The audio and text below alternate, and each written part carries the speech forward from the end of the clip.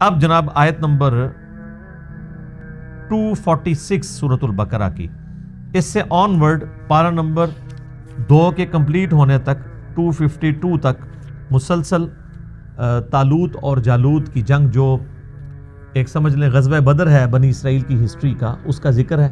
بخاری مسلم میں انہی آیات کی روشنی میں آتا ہے کہ غزوہ بدر میں بھی نبی الاسلام کے اصحاب جو ہیں وہ 310 سے کچھ اوپر تھے، یعنی 313، اور جو طالوت کے ساتھ جنہوں نے مل کے جہاد کیا جالوت کے خلاف، وہ بھی بنی اسرائیل میں مسلمان 313 تھے۔ الم تر الی الملأ من بنی اسرائیل من بعد موسیٰ، کیا تم نے نہیں دیکھا اس گروہ کو جو بنی اسرائیل سے تھا موسیٰ علیہ السلام کے بعد، یعنی وہی جو میں نے بتایا سرائے سینا میں جن کی وہ پوری پرورش ہوئی، ایک ان کے یعنی آباء و اجداد تھے اور ایک یہ لوگ تھے،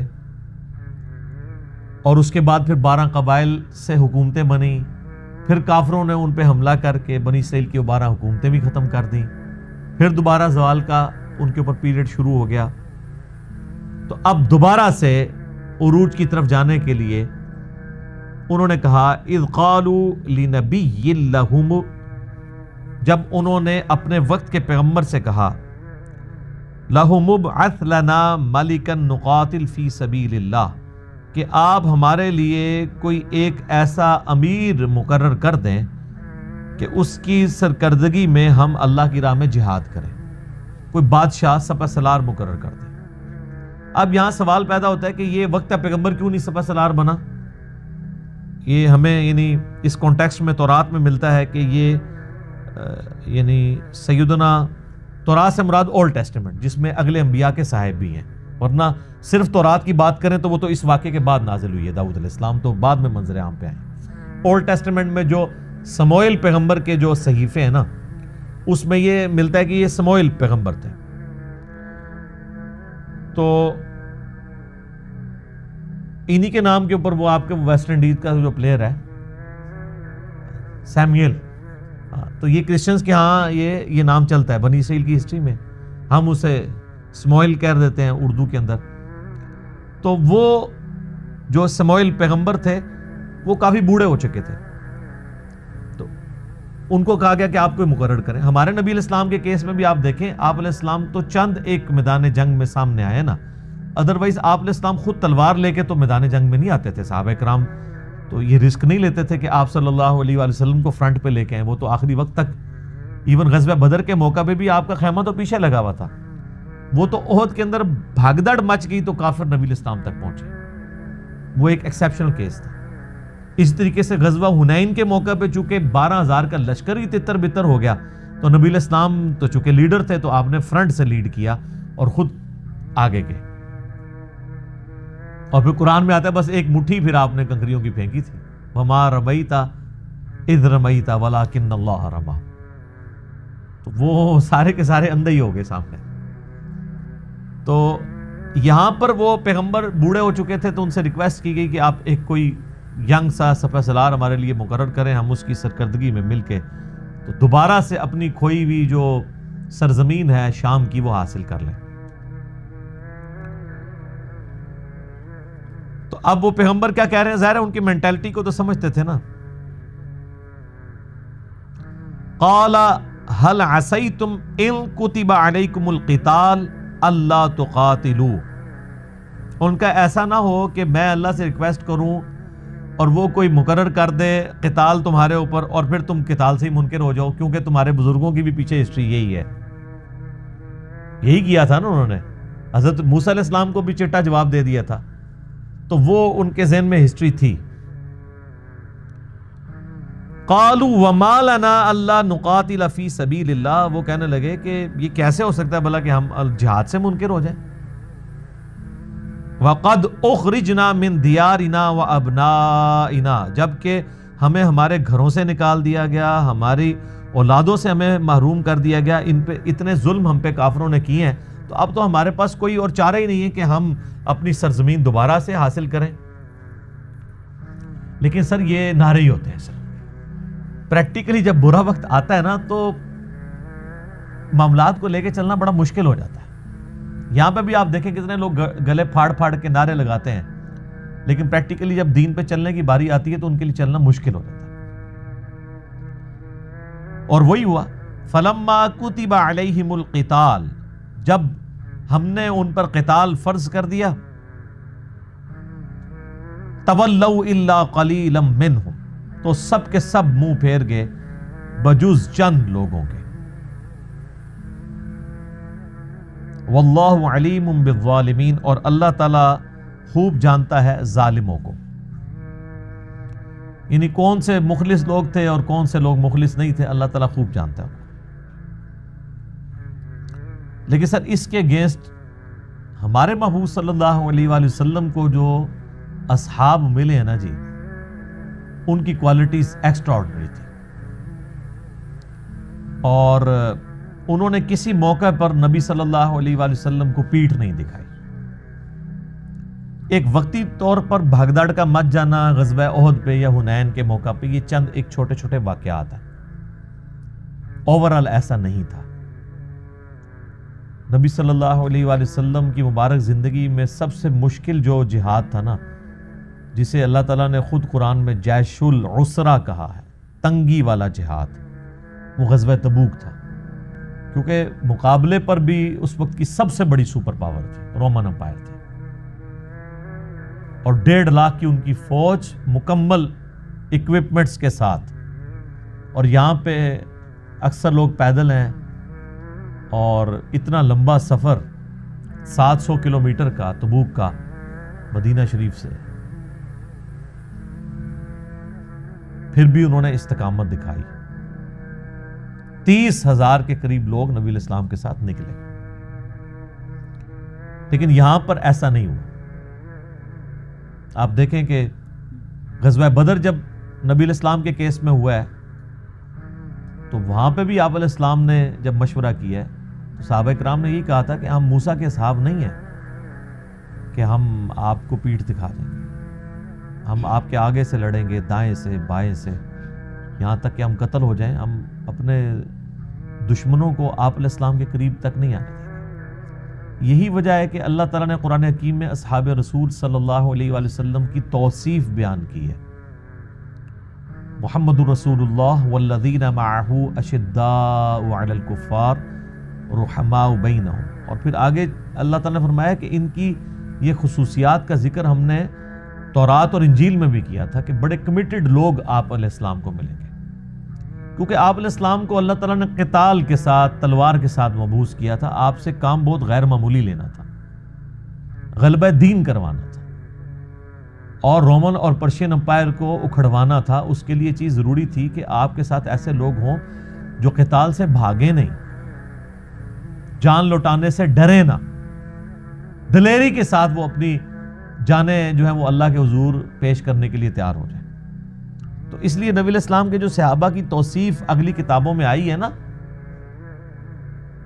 ان کی عبادت کے تذکرے, ان کی اللہ سے کمٹمنٹ کے تذکرے, اور سب سے ٹاپ آف دا لسٹ ان کا جہاد کا معاملہ, جو بعد میں مسلمانوں میں کمزوری آ گئی. صحابہ کرام کا سب سے بڑا جو ترہ امتیاز تھا نا, وہ ہے ہی جہاد اور قتال تھا. باقی ساری چیزیں چھوٹی ہیں ان کی زندگی میں. دیکھیں صحابہ میں تو کئی لوگ ہیں جن سے زیادہ نمازیں آپ لوگ پڑھ چکے ہیں اپنی زندگی میں. اکرمہ ابن ابی جہل فتح مکہ پہ مسلمان ہوئے ہیں 8 ہجری میں, اور جنگ یرموک میں 13 اور 14 ہجری کے اندر وہ شہید ہو گئے. تو کتنے سال نمازیں پڑھی ہیں انہوں نے؟ 6 سال. 6 سال کے روزے رکھے ہوں گے. تو آپ میں سے کتنے لوگ ایسے 25-30 سال کے روزے یا نمازیں پڑھ چکے ہیں؟ ان کی زندگی میں جو ڈومیننٹ پہلو تھا نا, وہ یہ تھا کمٹمنٹ فار گاڈ, جان ہتھیلی میں. اور اس وقت سب سے زیادہ ضرورت بھی اسی چیز کی تھی. جس طرح میں کہتا ہوں کہ اس وقت سب سے زیادہ ضرورت جو ہے وہ ہے جہاد بن نفس کی, کہ اپنے نفس کو اللہ کی اطاعت میں لگایا جائے, بے حیائی سے اور حرام کاریوں سے اپنے آپ کو بچایا جائے. یہ بہت بڑا فتنہ ہے اس وقت میڈیا کی وجہ سے, بچنا ان چیزوں سے. اس وقت قتال کی ازمائش سب سے بڑی ازمائش تھی, اور صحابہ اس میں پورے اترے. وقال لهم نبيهم ان اللہ قد بعث لكم طالوت ملکا. تو جناب دعا تو خود کروائی تھی، تو پھر اللہ نے اپنے وقت کے پیغمبر کو وحی کی، تو وہ ان کے نبی نے ان سے کہا کہ بے شک اللہ تعالیٰ نے طالوت کو تمہارا بادشاہ، تمہارا سپہ سالار مقرر کیا ہے. اچھا، اب انہی آیات کے روشنی میں نا جو صلاح الدین یوسف صاحب ہیں نا، جنہوں نے احسن البیان لکھی ہے، جو سعودی عرب سے مفت ترجمہ دیا جاتا ہے، آپ کو پتہ یہ سارے لوگ بنی امیہ کے یعنی خدمت گار ہیں، تو وہ کوئی موقع جانے نہیں دیتے قرآن حکیم میں بھی بنو امیہ کو ثابت کرنے کا. یہاں سے ان کے دماغ میں شیطان نے ایک وسوسہ ڈالا، وہ انہوں نے تفسیر میں لکھ دیا. انہوں نے کہا کہ یہ جو طالوت اور جالوت کے کیس میں جو طالوت کو اللہ تعالیٰ نے بادشاہ مقرر کیا، تو اس سے ملوکیت ثابت ہو جاتی ہے کہ ملوکیت بھی اللہ تعالیٰ کو پسند ہے. یعنی یہ ملوکیت یہاں اپنے لغت کے معنوں میں آئی ہے، اصطلاح کے معنوں میں نہیں. لغت کے معنوں میں دیکھیں تو نبی صلی اللہ علیہ وآلہ وسلم بھی ملک تو تھے، بادشاہ تھے نا، امیر المجاہدین بھی تھے اور امام الموحدین بھی تھے. لیکن جب ہم اصطلاح میں بات کرتے ہیں نا، خلافت راشدہ یا علی منہاج النبوہ، ان معنوں میں تو معاذ اللہ استغفر اللہ، نہ نبی علیہ السلام ملک تھے، نہ سیدنا ابو بکر عمر عثمان و علی رضی اللہ عنہم اجمعین وعلیہم السلام اجمعین وہ ملک تھے. ان معنوں میں تو معاذ اللہ ان کو گالی دینا ہے. اگر آپ اصطلاح کے معنوں میں ملوکیت لیں گے، اگر آپ لغت کے معنوں میں لیں گے، اس سے مراد حکمرانی ہے، وہ تو اللہ بھی بادشاہ ہے. زمین و اسمان کی ملکوت السماوات والارض، زمین و اسمان کی بادشاہت کس کی ہے؟ اللہ کی. لیکن یہاں وہ اصطلاح والی ملوکیت کا لفظ نہیں استعمال ہو رہا ہوتا، بلکہ یہاں پہ لغت کے معنوں میں. تو لغت اور اصطلاح کا تو فرق ہے. سورہ یوسف میں رب کا لفظ مالک کے لیے آیا ہے، غلام کے ریفرنس سے، جو حضرت یوسف علیہ السلام کہتے ہیں تم میں سے فلاں شخص اپنے رب کو شراب پلائے گا، اور دوسرے اسی کو کہتے ہیں کہ جب تم اپنے رب سے ملو تو میری سفارش کرنا کہ مجھے اس طرح انہوں نے ویسے ہی یعنی جیل میں ڈال دیا. تو وہاں رب جو ہے وہ لغت کے معنوں میں ہے، پالنے والا. جیسے باپ بھی رب ہی ہے نا، پالنے والا تو ہے نا، رب ارحمہما کما ربیانی صغیرا، جس طرح بچپن میں انہوں نے ہمیں پالا تھا ماں باپ نے، اللہ تو بھی ان پر رحم فرما، سورہ بنی اسرائیل میں آتا ہے. تو یہاں پہ لغت کے معنوں میں رب آیا ہے. اصطلاح کے معنوں میں اگر رب کی بات کریں گے تو وہ پھر رب وہ ہے الحمدللہ رب العالمین. ٹھیک ہے، جس دا لوکی کلمہ پڑھ دے او محمد اور تے میاں محمد بخش اور، ٹھیک ہے نا، وہ نام ایک ہونے سے تو نہیں فرق پڑا. کتنے محدثین ہیں ان کے نام ہی محمد ہے. امام بخاری کا نام محمد ہے، محمد بن اسماعیل. امام باقر کا نام بھی محمد ہے. ابن سیرین کا نام بھی محمد ہے، محمد ابن سیرین. تو کتنے محدثین تابعین کے نام محمد ہے، لیکن ان نام سیم ہونے سے تو اصطلاح اور لغت کا تو یہاں ان کا دماغ چلا گیا جو اس سے. تو انہوں نے کہا بعض لوگ ملوکیت کو برا جانتے ہیں، تو قرآن میں تو اللہ تعالیٰ نے خود ایک بادشاہ مقرر کیا تھا. سر یہ جو طالوت کو بادشاہ مقرر کیا تھا، یہ پیغمبر کی وحی کے ساتھ اللہ نے مقرر کیا تھا. جبکہ حضرت امیر معاویہ رضی اللہ تعالیٰ عنہ ہو یا اس کے بعد جو بنی امیہ کے خلیفہ ہیں، ان کو اللہ نے نہیں مقرر کیا، بلکہ وہ کس طریقے سے اس امت میں مسلط ہوئے ہیں وہ میرا آپ کربلا والا ریسرچ پیپر احادیث کی روشنی میں پڑھیں، حکمرانوں کی لکھی ہوئی تاریخ کی روشنی میں نہیں. اردو میں بھی ہے، عربی میں بھی ہے، انگلش میں بھی ہے اور ہندی میں بھی ہے. تو یہاں پہ میں جب بھی آتا ہوں تو مجھے وہ صلاح الدین یوسف صاحب کی تفسیر یاد آ جاتی ہے، چونکہ میں اسے پروموٹ بھی کرتا ہوں کہ بیسٹ تفسیر میں سے احسن البیان. لیکن جہاں پہ خامی ہے وہ ہائی لائٹ کرنا ہماری جو ہے علمی ذمہ داری ہے کہ یار یہ کام وہ ڈالتے ہیں، تو وہ اگر ملوکیت کا لفظ لیں تو ان کو کہیں کہ آپ جس ملک کی بات کر رہے ہیں ان معنوں میں تو خیر سورہ آل عمران میں آیا ہے کہ وَتُعِزُّ مَن تَشَاءُ وَتُذِلُّ مَن تَشَاءُ، اللہ تعالیٰ جس کو چاہتا ہے عزت دیتا ہے، جسے چاہتا ہے ذلت. اس کا سٹارٹ ہی سے ہو رہا ہے کہ اے ملک کے مالک، تو جسے ملک دے تیری مرضی، جس سے چھین لے تیری مرضی. کسی کو عزت دے تیری مرضی، کسی سے عزت چھین لے تیری مرضی، تیرے ہاتھ میں ساری بادشاہی ہے۔ وہ تو فرعون کو بھی اللہ تعالیٰ نے بادشاہی دی ہوئی تھی، لیکن فرعون اللہ کا ریپرزینٹیٹو نہیں تھا دنیا کے اوپر، ذہن میں رکھیے گا۔ تو یہ والی ملوکیت اگر انبیاء کی کو ثابت کرتا ہے، انبیاء کے کانٹیکسٹ میں ان کا بادشاہ مقرر کرنا، تو یہ وحی کے ذریعے تھا، لہٰذا اس کا معاملہ اس کے ساتھ کمپیئر نہیں ہو سکتا۔ قالوا انا یکون لہ الملک، وہ کہنے لگے کہ کس طرح اس کے ہمارے اوپر وہ امیر مقرر ہو سکتا ہے، علینا ہم پر، وَنَحْنُ أَحَقُّ بِالْمُلْكِ، جبکہ ہم زیادہ جو ہے وہ امارت کے حقدار ہیں کہ ہم جو ہے وہ امیر بنیں، منہ اس سے، وَلَمْ يُؤْتَ سَعَةً مِّنَ الْمَالِ، اور اسے نہ تو مال میں کوئی وسعت دی گئی ہے، یعنی وہ کہنے لگے نہ تو اس کا حسب نسب اس اعتبار سے کوئی ہمارے والا کوئی اعلیٰ ہے اور نہ اس کے پاس مال ہے، تو وہ کیسے طالوت جو ہے وہ ہمارے اوپر امیر مقرر ہو سکتا ہے۔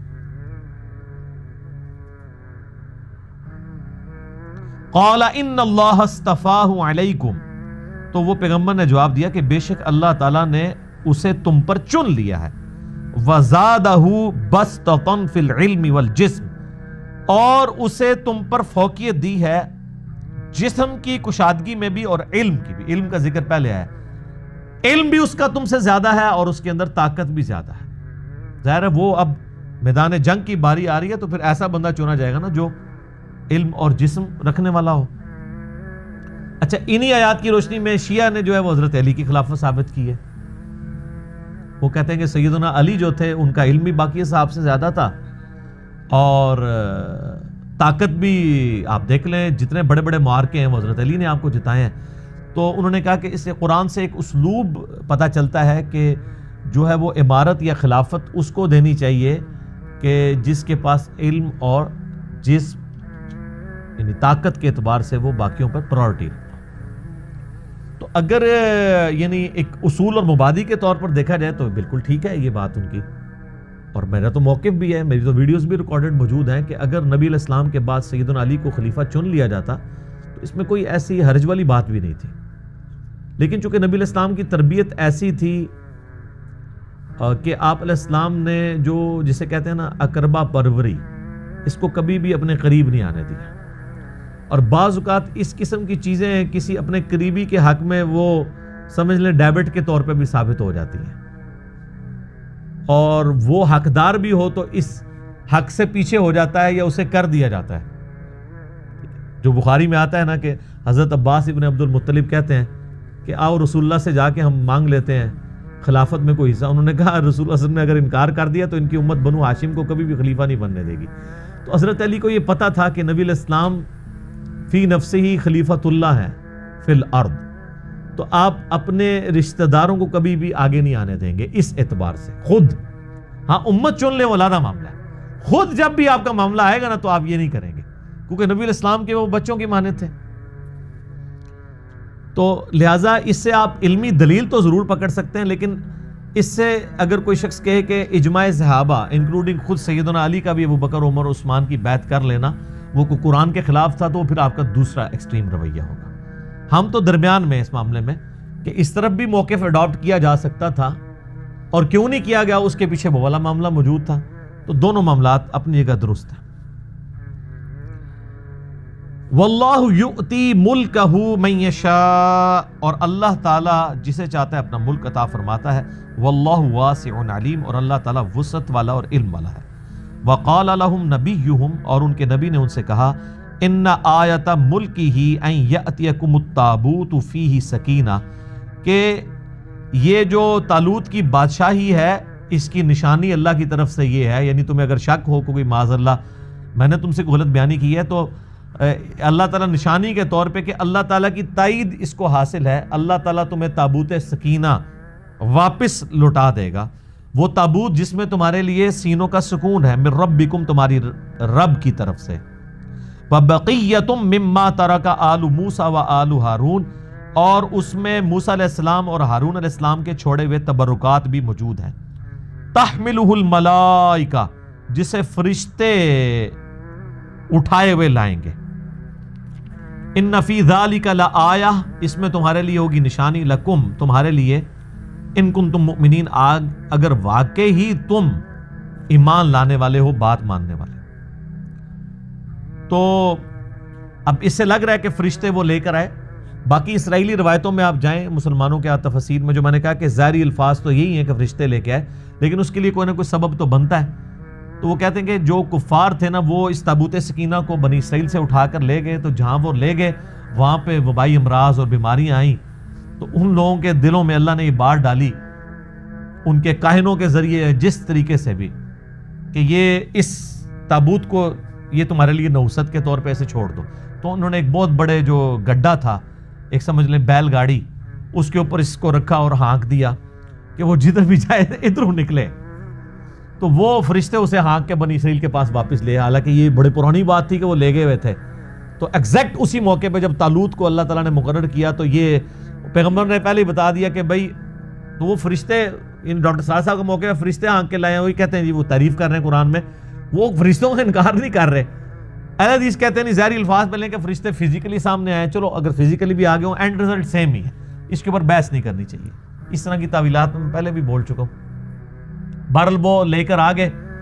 اس میں کیا تھا؟ حضرت موسیٰ علیہ السلام کا عصا تھا، جو آج کل یہ پھر دوبارہ سے کہہ رہے ہیں ہم، یعنی بیت المقدس کی توسیع کے اعتبار سے وہ کہہ رہے ہیں اس میں نیچے تہ خانوں کے اندر تابوت سکینہ موجود ہے۔ تابوت سکینہ پہ میرا الگ سے ایک کلپ ریکارڈڈ ہے، آلموسٹ 5 لاکھ کے قریب یوٹیوب پہ لوگ دیکھ چکے ہیں۔ آپ تابوت سکینہ لکھیں یوٹیوب کے اوپر، وہ ویڈیو کھل جائے گی۔ آج میں اتنی ڈیٹیل میں نہیں جاؤں گا، بس موٹی موٹی بات کر رہا ہوں۔ تو اس میں عصا موسوی تھا، وہ آج اگر یہودی حاصل بھی کر لیں تو وہ کچھ کر تو نہیں سکتے، وہ حضرت موسیٰ کے ہاتھ میں ہی تھا معجزہ۔ حضرت موسیٰ علیہ السلام کی جبہ مبارک، آپ کی مبارک جوتیاں، اور ایک بوٹل کے اندر جو من ان کے اوپر، من و سلوا، سلوا تو وہ پرندے تھے نا، جو وہ رات کے وقت شبنم کے قطرے نازل ہوتے تھے وہ جو ریگستان میں، اور وہ پھر میٹھی میٹھی بوندیاں یا وہ شکر کی گولیاں بن جاتی تھیں، وہ چند ایک تبرکات بزرگوں کے وہ چلتے آ رہے تھے، یعنی یہ وہ اصل والے تبرکات نبیوں والے، تو وہ اس کے اندر موجود تھے۔ اور بنی اسرائیل کا یہ عقیدہ تھا کہ جس جنگ میں ہمارے پاس اگر یہ ہوگا تو ہمیں فتح نصیب ہو جائے گی، لیکن دیکھ لیں وہ آ بھی گئے، پھر بھی لڑنے کے لیے تھوڑے لوگ ہی گئے ہیں۔ اب وہ جناب کنکلوڈنگ آیات آ رہی ہیں۔ فَلَمَّا فَصَلَ طَالُوتَ بِالْجُنُودِ، جب طالوت علیہ السلام اپنی فوج کے ساتھ روانہ ہوئے تو انہوں نے اپنی اس فوج کو کہا، قَالَ إِنَّ اللَّهَ مُبْتَلِيكُمْ بِنَهْرٍ، ان قریب اللہ تعالیٰ تمہیں ایک پانی کی نہر کے ذریعے آزمائے گا۔ فمن شرب منہ فلیس منی، تو جس نے وہاں سے پیٹ بھر کے پانی پی لیا تو وہ مجھ سے نہیں ہوگا۔ ومن لم یطعمہ فانہ منی، اور جس نے پانی نہ پیا وہ مجھ سے ہوگا۔ الا من اغترف غرفۃ بیدی، ہاں اگر ایک پانی کا چلو سے جتنا پانی جو تھوڑا سا پی سکتے ہو، 1-2 چلو، اس کی اجازت ہے۔ ظاہر ہے وہ اتنا ٹف سفر کر کے آئے تھے اور پیاس سخت لگی ہوئی تھی، اب وہ اگر اونٹوں کی طرح پانی پینا شروع کر دیتے تو آگے جنگ انہوں نے کیا لڑنی تھی؟ کہتے نا بھوکا شیر جڑا صحیح لڑتا ہے، تو اگر پانی پی لے تو بندہ، جس طرح آپ بھی افطاری کے بعد جب 3-4 گلاس پھڑکا جاتے ہیں ادھر ہی گر جاتے ہیں نا، تو اللہ تعالیٰ نے آزمایا کہ پیاس بھی تھی لیکن پانی بس اتنا کہ جسے کہتے ہیں کلی کرنے کے برابر، تھوڑا سا ایک حلق تر کرنے کے لیے، کیونکہ آگے جنگ کرنی ہے۔ اب اتنی پیاس ہے تو پیو گے تو پھر تو بیٹھ ہی جاؤ گے ادھر، بس وہی ہوا۔ فَشَرِبُوا مِنْهُ إِلَّا قَلِيلًا مِنْهُمْ، تو اکثریت نے پانی گھٹا گھٹ پی لیا، چند لوگوں نے، اور وہ بخاری میں آتا ہے 313 لوگ تھے، جس طرح صحابہ بدر 313 تھے، انہوں نے جو ہے نا وہ، لیکن وہ 313 نے پھر کایا کلب کر دی۔ آج لاکھوں کے اجتماعات ہو رہے ہیں دنیا میں، کوئی فرق نہیں پڑ رہا، یہ فرق ہے، وہ 313 نہیں ہے۔ فَلَمَّا جَاوَزَهُ هُوَ وَالَّذِينَ آمَنُوا مَعَهُ، جب وہ اس نہر کو عبور کر کے جو ہے وہ طالوت کے ساتھی آمنا سامنا ہوا ان کا جالوت کے ساتھ، قالوا لا طاقت لنا اليوم بجالوت وجنودی، تو اب دیکھ لیں بزدل لوگوں نے تو یہی کہنا تھا نا، زیادہ تر تو بزدل تھے جنہوں نے پانی بہت زیادہ پیا، وہ کہہ لگے آج تو ہمارے اندر کوئی طاقت نہیں ہے کہ جالوت کا مقابلہ کریں۔ اس کا قد بھی اتنا اونچا تھا کہ بنی اسرائیل کے لوگ اس کے ٹخنوں یا پنڈلی تک آتے تھے، ایڈی بڑی وہ بلا سی، تو اس کو کون گرا سکتا تھا؟ پھر اس نے زیرہ بھی پہنی ہوئی ہوتی تھی، فل زیرہ کے اندر ہوتا تھا، ایک آنکھ کا حصہ اس نے صرف چھوڑا ہوتا تھا جس سے وہ دیکھتا تھا، تو اس سے تو اکیلے سے کوئی نہیں لڑ سکتا تھا۔ اور پھر اتنا بڑا لشکر. قال الذین یظنون انہم ملاقو اللہ، لیکن وہ لوگ جنہیں یہ یقین ہے کہ مر کے اپنے رب کے پاس جانا ہے، وہ جو 313 تھے، وہ کہنے لگے کم من فئۃ قلیلۃ غلبت فئۃ کثیرہ باذن اللہ. اور کئی دفعہ ہوا ہے کہ چھوٹی سی جماعت نے بہت بڑے لشکر کو اللہ کے اذن سے شکست دے دی ہے. یہ تم کیا بات کر رہے ہو کہ اس کو ہم شکست نہیں دے سکتے؟ واللہ مع الصابرین، اور اللہ تعالیٰ صبر کرنے والوں کے ساتھ ہے. ولما برزوا لجالوت، جب جالوت سے ان کا مقابلہ ہوا، گولیت اس کا آپ کو بائبل میں یعنی اولڈ ٹیسٹمنٹ کے اندر آپ کو یہ نام مل جائے گا، وجنودہ، اور اس کی فوج کے سامنے، تو اہل ایمان نے کہا قالوا ربنا افرغ علینا صبرا، اے اللہ ہم پہ صبر انڈیل دے، وثبت اقدامنا، اور ہمارے پاؤں کو مضبوط کر دے، فانصرنا علی القوم الکافرین، اور ہمیں کافروں کے مقابلے پہ مدد عطا فرما. آمین. سر یہ دعا غزوہ بدر سے پہلے یہ نازل ہوا ہے سب کچھ، تو مسلمانوں کو بھی اللہ نے دعا سکھا دی تھی کہ تمہارے اوپر بھی بدر والا معاملہ آنے والا ہے، تو تم نے یہی دعا مانگنی. پھر صحابہ کرام نے یہی دعا مانگی اور اللہ تعالیٰ نے مسلمانوں کو بھی فتح دی. فَهَزَمُوهُمْ بِإِذْنِ اللَّهِ، پس انہوں نے شکست دے دی اللہ کے اذن سے جالوت کی قوم کو اور اس کی فوج کو. وَقَتَلَ دَاوُودَ جالوت، اور داؤد نے جالوت کو قتل کیا. یہ داؤد علیہ السلام کی عمر اس وقت کہتے ہیں 16 سال تھی، اسرائیلی روایتوں میں آتا ہے، اور گڈریے تھے، بھیڑ بکریاں پالا کرتے تھے.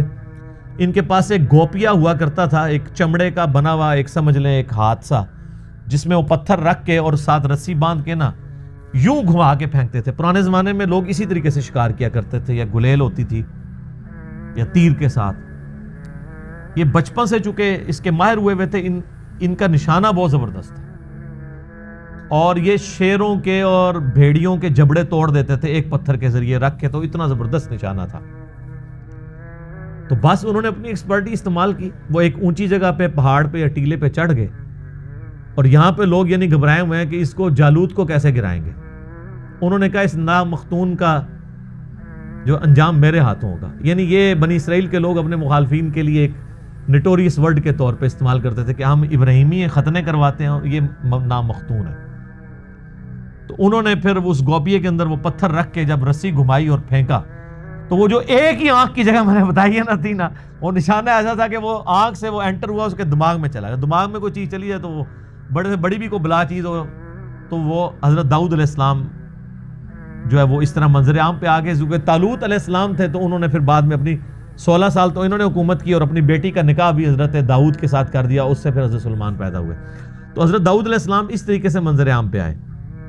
وَقَتَلَ دَاوُودَ جالوت، اور قتل کر دیا داود نے جالوت کو. وَآتَاهُ اللَّهُ الْمُلْكَ وَالْحِكْمَةَ، تو اللہ تعالیٰ نے انہیں بادشاہی بھی عطا کی اور حکمت بھی، نبوت عطا کی. وَعَلَّمَهُ مِمَّا يَشَاءُ، اور اللہ تعالیٰ نے جو چاہا ان کو سکھا دیا. اب دیکھیں طالوت تو پیغمبر نہیں تھے، لیکن ان کا داماد پیغمبر ہوا حضرت داؤد علیہ السلام. اور پھر یہ بنی اسرائیل کی ہسٹری، یعنی طالوت 16 ایئرز، جالوت یعنی اس کے بعد داؤد علیہ السلام جنہوں نے جالوت کو قتل کیا تھا 40 سال، پھر ان کے آگے بیٹے 40 سال سلمان علیہ السلام. لیکن سلمان علیہ السلام کے پھر 2 بیٹوں میں اختلاف ہو گیا. وہ پیغمبر تو نہیں تھے، اور وہ پھر 2 ریاستیں جو ہے وہ قائم ہو گئی. اور پھر آہستہ آہستہ ان کے اندر وہی معاملات شروع ہوئے، پھر ان کی حکومت ختم ہو گئی. پھر اللہ تعالیٰ نے حضرت عزیر علیہ السلام کو ان میں مبعوث کیا.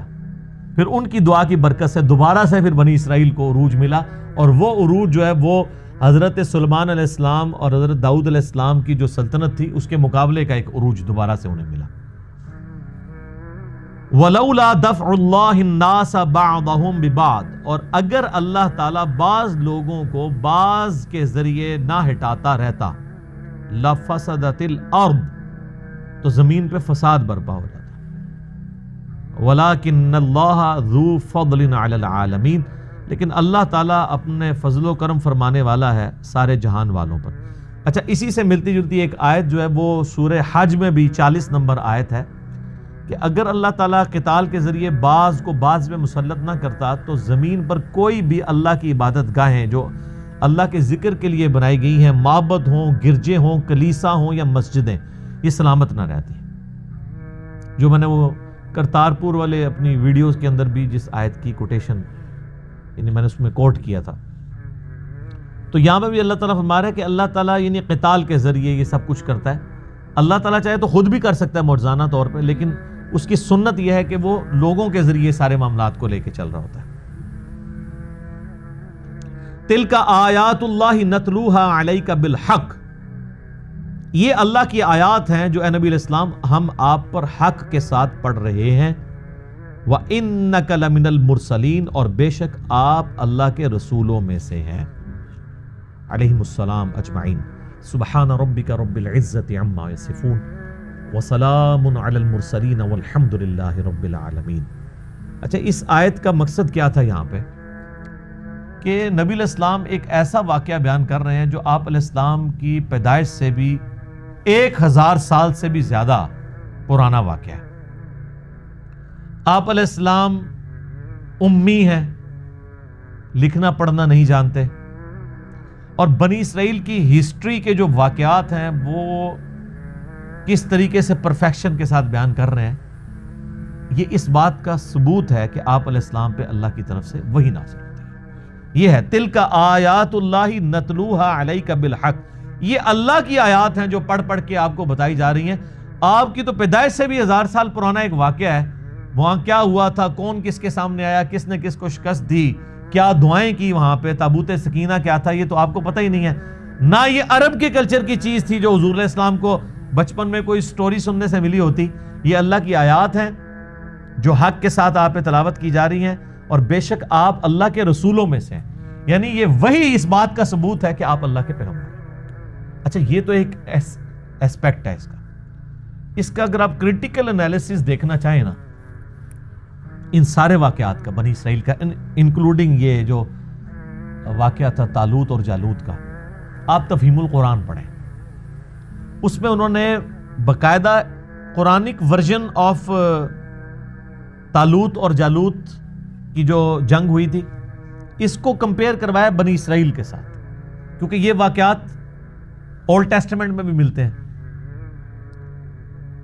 اور اس میں کچھ واقعات تھوڑے بہت مختلف بھی ہوتے ہیں. تو وہ پھر کمپیریزن کرواتے ہیں، اور پھر جو کافروں کے اعتراضات ہوتے ہیں قرآن کے اوپر کہ جی قرآن پاک جو ہے وہ ہسٹری غلط بیان کر رہا ہے، کیونکہ اولڈ ٹیسٹمنٹ میں یہ یوں لکھی ہوئی ہے. بھئی ہم تو مانتے ہیں کہ وہ ٹیمپرڈ فارم میں ہے اور اس کی حفاظت بھی ویسے نہیں ہے. ایک تو صرف یہ دعویٰ کرنا ہے، ایک یہ ہے کہ کوئی شخص انٹلیکچولی یہ پروف کر دے کہ تورات میں، یعنی اولڈ ٹیسٹمنٹ، تورات سے مراد میں رہ رہا ہوں پورے وہ صحائف سمیت، جو واقعات بیان ہوئے ہیں وہ قرآن سے مختلف ہیں، اور لاجیکلی کوئی شخص یہ ثابت کرے کہ وہ تورات کے اندر جو واقعات ہیں ان واقعات کے اپنے اندر اتنی کنٹراڈکشن موجود ہے ایک واقعے کو بیان کرنے میں، کہ جو پروف کرتی ہے کہ وہ تو ان کی آپس کے جو واقعات کا تسلسل جو ہے وہ ایک دوسرے سے ٹکراتا ہے، اور قرآن پاک میں ویسی غلطی موجود نہیں ہے. تو ایک ٹیکنیکل گفتگو ہے. یہ گفتگو کی ہے مولانا مودودی نے، اور سر یہ وہ اعزاز ہے جو مودودی صاحب کو حاصل ہے. آپ اسلامک ہسٹری میں ساری قرآن کی تفسیر اٹھا لیں، ابن جریر طبری سے لے کے ابن کثیر تک، بڑے بڑے بزرگوں کی. آج تو ان میں سے کئی ایک اردو ترجمے کے ساتھ اویلیبل ہے نا. تفسیر ابن کثیر کے اوپر بہت لوگ کہتے ہیں نا جی بہت اچھی تفسیر ہے، میں بھی کہتا ہوں روایات کے اعتبار سے. لیکن تفسیر ابن کثیر میں ایک بہت بڑی جو خامی ہے نا وہ یہ ہے، ہمیں وہ کچھ عرصہ پہلے اکیڈمی میں امریکہ سے فون بھی آیا ایک بندے کا، اس نے کہا کہ جی ہم جب قرآن پڑھتے ہیں تو بنی اسرائیل کے واقعات ملتے ہیں، تو اور قرآن پاک اس کا ایک خاص واقعہ بیان کرتا ہے کہ جی یہود کے علماء سے پوچھ لو، تو جب ہم وہاں پہ جاتے ہیں تو ہم ان کو کیسے بتائیں کہ بھی تمہاری کتابوں میں یہ لکھا ہوا ہے. تو میں نے کہا اس میں آپ کی اس بزرگوں کی ساری تفسیریں فیل ہیں. اس کے لیے ایک ہی دنیا میں تفسیر ہے، وہ تفہیم القرآن ہے، جس میں انہوں نے پوری وہ تورات، انجیل اور وہ اولڈ ٹیسٹمنٹ، نیو ٹیسٹمنٹ کو پڑھ کے انہوں نے وہ سارے واقعات ڈھونڈے ہیں مودودی صاحب نے، اور باقاعدہ وہ ترجمے کے ساتھ لگائے ہیں چیپٹر میں. پھر اس کو کمپیئر کیا ہے کہ یہاں پہ یہ غلطی کرتے ہیں تورات کے اندر یا اولڈ ٹیسٹمنٹ میں یا نیو ٹیسٹمنٹ میں یہ غلطی ہے، قرآن میں یہ غلطی نہیں ہے، اور اس کو ٹیکنیکلی پروف کرتے ہیں ہر واقعے کو، چاہے وہ یوسف علیہ السلام کا واقعہ ہو. اس طریقے سے موسیٰ علیہ السلام کی تو ہسٹری کے کئی واقعات ہیں، جہاں تک میچ کرتے ہیں وہ کہتے ہیں دیکھیں یہ قرآن اور یہاں پہ میچ کر رہا ہے، اور اگر یہ معاذ اللہ جس طرح کافر کہتے ہیں کہ کاپی رائٹس کا مقدمہ کیا جاتا ہے، قرآن جو ہے وہ تورات سے چوری کر کے لکھا گیا، اس کا عربک ورژن ہے، تو پھر مولانا مودودی کہتے ہیں کہ قرآن وہ غلطیاں کیوں نہیں کرتا جو کنٹراڈکشنز اور غلطیاں تورات کے اندر پائی جاتی ہیں۔ یہ اس بات کا ثبوت ہے کہ یہ اللہ کی وہ کتاب ہے جو محفوظ ہے، یہ کسی مولوی کی لکھی ہوئی نہیں ہے، یہ نبی علیہ السلام اس کے رائٹر نہیں، بلکہ یہ اللہ کی طرف سے نازل ہوئی ہے آپ کے اوپر، اور آپ کے پاس جو کتاب ہے وہ اللہ تعالیٰ کی کتاب کا ٹیمپرڈ ورژن ہے، اس لیے اس میں ٹیکنیکلی کئی غلطیاں موجود ہیں، اور وہ غلطیوں کو ہائی لائٹ کرتے ہیں، اور وہ ایک عام تھوڑا پڑھا لکھا بندہ اس کو پڑھے گا نا تو اس کو واقعی پتہ چل جائے گا کہ یار یہ تو صرف اس طرح۔ اب یہ وہ خدمت تھی جو پرانے بزرگوں کو بھی کرنی چاہیے تھی، لیکن اللہ تعالیٰ جس سے کام لے، جب یہ مسلمانوں پہ فتنے ٹوٹے ہیں تو اللہ نے پھر اس طرح کا جینیس بندہ پیدا کیا۔ اس لیے میں کہتا ہوں کہ یعنی وہ مجھے ایک دفعہ ایک اہل حدیث عالم نے یہاں پہ بھی ایک ہنگامہ کھڑا کیا کہ یہ کہتا ہے کہ جی وہ جو مولانا مودودی ہیں یہ یعنی حافظ ابن کثیر سے بھی افضل ہیں، تو میں نے اس پہ پھر ان کو نا وہ ترکی بترکی جواب دیا تھا۔ میں نے کہا یہ تو آپ بہت بڑی بات کر رہے ہیں، معاذ اللہ میں تو یہ بھی کہنے کے لیے تیار نہیں کہ حافظ ابن کثیر مولانا مودودی سے افضل ہے۔ یہ میں نے ان کو اینٹی وینم دیا، یہ کون دعویٰ کر سکتا ہے؟ تو اللہ کو پتا ہے، یہ کوئی صحابہ تابعین کی تو بات نہیں ہو رہی۔ تو میں نے کہا میں تو یہ بھی دعویٰ نہیں کرتا کہ حافظ ابن کثیر مولانا مودودی سے افضل ہے، تو میں یہ کیسے دعویٰ کروں گا کہ مودودی صاحب مولانا ان سے حافظ ابن کثیر سے افضل ہو سکتے ہیں؟ ہاں رہا تفسیر کا معاملہ تو وہ میں کہوں گا کہ وہ تفسیر کئی پہلوؤں کے اعتبار سے جو تفہیم القرآن ہے وہ پرانی ساری تفاسیر سے بہتر ہے۔ کئی ایک پہلو جن میں یہ بہت بڑا پہلو ہے جو مکمل طور پہ پوری قرآن کی تفسیر میں آپ کو مسنگ نظر آئے گا، پرانی ساری تفاسیر میں۔ کام تو یہ تھا نہ کرنے کا، یہ مشکل کام تھا، دوسروں کی کتابوں کو پڑھ کے اور پھر اس کا کمپیریزن کرنا۔ سارے اس جیسے تو کوئی انجینئر ڈاکٹر چاہیے تھا نا، جینیس بندہ چاہیے تھا نا، اور وہ مودودی صاحب نے بہت بڑا کارنامہ کیا۔ اللہ تعالیٰ ان کو جزائے خیر دے۔ اللہ تعالیٰ سے دعا جو حق بات میں نے کی اللہ تعالیٰ ہمارے دلوں میں راسخ فرمائے، اگر جس بات میں میرے منہ سے غلط بات نکل گئی تو اللہ تعالیٰ معاف کر دے۔ سبحانک اللہم وبحمدک اشہد ان لا الہ الا انت استغفرک واتوب الیک وما علینا الا البلاغ المبین۔ جزاکم اللہ خیر۔